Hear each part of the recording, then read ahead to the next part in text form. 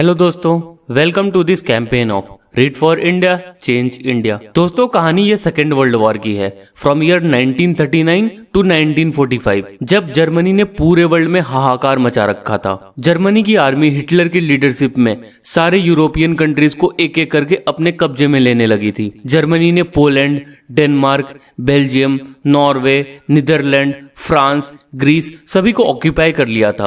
और तभी इंसानियत की ऐसी बेरहमी पूरी दुनिया ने देखी जब जर्मनी की आर्मी ने यूरोपियन ज्यूज की मास किलिंग स्टार्ट कर दी। इस बेरहमी को जर्मन होलोकॉस्ट का नाम भी दिया गया और नाजी जर्मनी ने लगभग 6 मिलियन ज्यूज की हत्या कर डाली। दोस्तों, इन सभी लोगों की हत्या या तो मास शूटिंग्स या फिर गैस चैम्बर में करवाया जाने लगा था। जर्मनी के एक्सटर्मिनेशन कैंप में लोगों को जानवरों से भी बदतर स्थिति में रखा जाता था। दोस्तों, ऐसे ही प्रिजनर कैंप में विक्टर फ्रैंकल एक जूइश ऑस्ट्रियन साइकेट्रिस्ट थे जो जर्मन्स के कंसंट्रेशन कैंप में पूरे परिवार के साथ भेज दिए गए थे। इस कंसंट्रेशन कैंप में उनके फादर की मौत भूख और निमोनिया से हो जाती है। उसके बाद उनकी मदर और ब्रदर को हैवानियत की तरह गैस चैम्बर में मरवा दिया जाता है। बाद में उनकी वाइफ की भी डेथ हो जाती है। विक्टर फ्रैंकल, जो खुद एक साइकोलॉजिस्ट थे, बताते हैं कि जर्मन्स के इस कंसंट्रेशन कैंप में वही लोग सरवाइव कर पाते थे जिनके पास आगे जीने की कोई चाहत बच जाती थी। और दोस्तों, आज की बुक को जो हम डिस्कस करेंगे वो ऐसे ही प्रिजनर्स की लाइफ के एक्सपीरियंस पर लिखी गई है जो इन कैंप्स में हर दिन सफरिंग्स और पेन से भरे रहते थे। आज की बुक का नाम है मैन सर्च फॉर मीनिंग, जिसे विक्टर फ्रैंकल ने लिखा है। ऑथर के खुद के एक्सपीरियंस एट कंसंट्रेशन कैंप पर बेस्ड है। ऑथर विक्टर फ्रैंकल, जो खुद एक साइकेट्रिस्ट थे, अपने इस स्टडी को लोगोथेरापी का नाम देते हैं और कैंप से बाहर निकलने के बाद वो इसी स्टडी और थ्योरी की मदद से लोगों को ट्रीट करते हैं। इस बुक को ऑथर ने 2 पार्ट में डिवाइड किया है। Part 1 is experience of author in concentration camp और second part is about logotherapy, मतलब कि how to find meaning in one's life. Author बताते हैं कि किसी भी इंसान की लाइफ का सबसे बड़ा टास्क होता है to find meaning in his or her life. तो दोस्तों, चलिए हम इस बुक के डेप्थ में चलते हैं और बुक के पहले part life in A concentration camp को डिस्कस करते हैं। जब भी कोई भी ट्रेन प्रिजनर को भरकर कंसंट्रेशन कैंप पहुंचती थी, तभी वहां पर सभी प्रिजनर को सीधे गैस चैम्बर में मरने के लिए भेज दिया जाता था, जो बहुत बीमार होते थे या फिर जो फिजिकली वीक होते थे, जो किसी काम के नहीं होते थे। उसके बाद बाकी प्रिजनर की सारी चीजें छीन ली जाती थी और उन्हें कम खाना, कम सोना और जानवरों से भी बदतर स्थिति में रखा जाता था। कंसंट्रेशन कैंप में गैस चैम्बर में मरने से बचने का एक ही रास्ता था कि हमेशा काम करते रहना और कितनी भी बुरी हालत हो खुद को वीक नहीं दिखाना। ऑथर बताते हैं कि जब वो इतने मुश्किल झेल रहे थे, तभी उन्होंने इंसान की पोटेंशियल ऑफ सफरिंग के बारे में पता लगा कि इंसान कितनी भी मुश्किल सिचुएशन में खुद को ढाल लेता है। और हम सभी लोगों को इस चीज का अंदाजा भी नहीं होगा कि हम इंसान की पोटेंशियल और लिमिट कितनी ज्यादा होती है। ऑथर बताते हैं कि इस कंसंट्रेशन कैंप में उन्होंने देखा कि कैसे वो सभी लोग कम खाना खाकर, पूरे दिन ठंड में कम कपड़े पहनकर भी जिंदा रहते थे। कैसे सभी प्रिजनर ठंड में पैर जमने के बाद भी, नाजिस के मार के बाद भी सरवाइव करने के लिए काम करते रहते थे। दोस्तों, नाजी कैंप में वही लोग सरवाइव कर पाते थे जिनकी लाइफ में कुछ मीनिंग या फिर कुछ डिजायर बची रह जाती थी। जैसे कि ऑथर हमेशा अपनी वाइफ के बारे में सोचते रहते थे और ये डिजायर करते रहते थे कि ये वॉर जल्दी खत्म हो जाएगा और वो बहुत ही जल्दी अपनी वाइफ के पास होंगे। वहीं दूसरी तरफ उन्होंने ऐसे भी बहुत लोगों को मरते हुए देखा जिन्हें अपनी लाइफ में कोई भी मीनिंग या फिर डिजायर नहीं बची थी। नाजीज के इन कंसंट्रेशन कैंप में लोगों को जिस बेरहमी के साथ ट्रीट किया गया, इसके बारे में तो आपने सुन ही लिया होगा, लेकिन ऑथर बताते कि उन्हें ह्यूमन साइकोलॉजी के बारे में बहुत ही अच्छी बात समझ में आई। Everything can be taken from a man, but one thing no one can take is to choose one's attitude towards suffering. मतलब कि हम किसी भी बुरे वक्त से गुजर सकते हैं और दोस्तों, हमारा उस पर कोई भी काबू नहीं होता है, लेकिन उन सिचुएशंस में हमारी एटीट्यूड टुवर्ड्स लाइफ या फिर सोच या फिर लड़ते रहने की ताकत पर हमारा जरूर काबू होता है। और ऑथर बोलते हैं, he who has a why to live can bear with almost any how. तो दोस्तों, ये तो बात हुई ऑथर के बुक के फर्स्ट पार्ट की, जिसमें ऑथर ने प्रिजनर्स की सफरिंग और उनकी फीलिंग्स के बारे में बताया।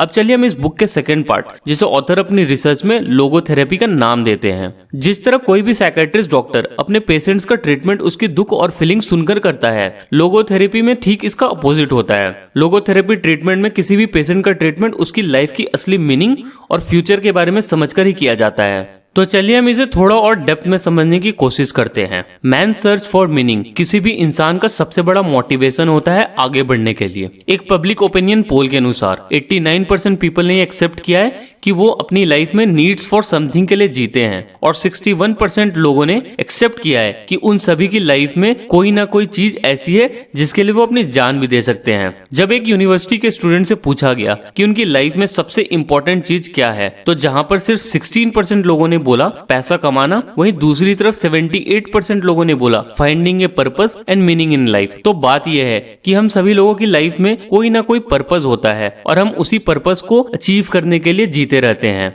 जैसे कि हमने नाजिस के प्रिजनर कैंप में देखा, प्रिजनर्स की लाइफ में कितनी भी दुख या फिर सफरिंग्स क्यों ना थे, फिर भी अगर उनकी लाइफ में कोई पर्पस या फिर मीनिंग थे तो वो कैंप में सरवाइव कर जाते थे। तो दोस्तों, अगर हम अपनी लाइफ की मीनिंग को क्लियरली आइडेंटिफाई कर लेंगे तो शायद हम मेहनत करते हुए और भी ज्यादा सेटिस्फाइड और सक्सेसफुल हो जाएंगे। ऑथर बोलते हैं कि don't aim at success, the more you aim at it and make it a target, the more you are going to miss it. दोस्तों, अगर हम सभी लोगों की लाइफ टेंशनलेस हो जाए तो शायद हम अपनी खुद की जिंदगी से बोर होने लगेंगे, क्योंकि इंसानों को टेंशनलेस लाइफ नहीं बल्कि एक ऐसी लाइफ चाहिए होती है which is full of goals with struggles, challenges and success. एक बार एक लेडी ने सुसाइड करने की कोशिश की और फिर वो ऑथर के हॉस्पिटल में एडमिट हो गई। जब ऑथर ने उस लेडी से पूछा कि वह सुसाइड क्यों करना चाहती है, तब उसने बताया कि उसके 11 साल के बेटे का डेथ हो गया है और उसका दूसरा बेटा पैरालाइज्ड है और वह व्हील चेयर से उठ भी नहीं पाता है और उसकी जिंदगी में कोई ख्वाहिश नहीं रह गई है। तभी ऑथर ने वहीं खड़ी एक दूसरी लेडी को बोला कि इमेजिन करो कि आप 80 साल के हो और आपकी पूरी लाइफ में कभी भी पैसे की कोई भी दिक्कत नहीं रही है, कभी भी आपको सफरिंग्स या फिर दुख नहीं हुआ, आपकी पूरी जिंदगी पूरे आराम से निकली है बिना कुछ किए और आप पूरी जिंदगी रानी की तरह जीते रहे हो, तो आप बताओ आपको अपनी लाइफ कैसी लगेगी। तभी दूसरी लेडी ने बोला कि मुझे मेरी लाइफ एक फेलियर की तरह लगेगी, with no aim, no struggles and no goals. तभी ऑथर ने पहली लेडी को बोला कि अब आप इमेजिन करो कि आपने पूरी मेहनत की और आपने अपने हैंडीकैप बच्चे को पूरा देखभाल किया और उसे एक अच्छा इंसान बनाया। क्या हुआ अगर आपका पहला बच्चा मर गया? आपने अपनी सफरिंग्स को ताकत बनाकर अपने दूसरे हैंडीकैप बच्चे को बड़ा किया और उसकी लाइफ को एक मीनिंग दिया, तो अब आप बताओ आपको अपनी लाइफ कैसी लगेगी। तभी वो लेडी वहां रोने लगी और डॉक्टर विक्टर फ्रैंकल ने लोगोथेरेपी की मदद से उस लेडी को उसकी लाइफ का मीनिंग बताया। तो दोस्तों, हम सभी लोगों की लाइफ में ऐसे होपलेस सिचुएशन आते रहेंगे। तो according to logotherapy we can discover meaning in our life by 3 methods. पहला, creating a work or a deed. हमारी लाइफ के कुछ टारगेट्स या गोल्स ऐसे हो जिसके लिए हमें कोई भी ताकत रोक भी ना सके और हम उन हर सफरिंग्स का सामना करने के लिए तैयार हों। दूसरा, एक्सपीरियंसिंग समथिंग और समवन। दोस्तों, अगर हमारी लाइफ में अपने परिवार, बच्चों का प्यार होगा और हमारी meaning in life is filled with meaning of love, तो हम हमेशा उनके लिए आगे बढ़ने की कोशिश करते रहेंगे।